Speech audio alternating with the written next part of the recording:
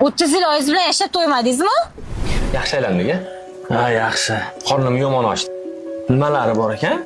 Ko'p kelganman bu yoqqa. Yaxshi narsalari bor.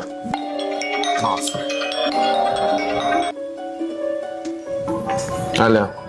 Bolam, Pradoxda qolmabdi. Oyi, men o'rtog'im bilan restoranda o'tirgandim. O'zim aloqaga chiqaman. Nimaga unaqa deysan?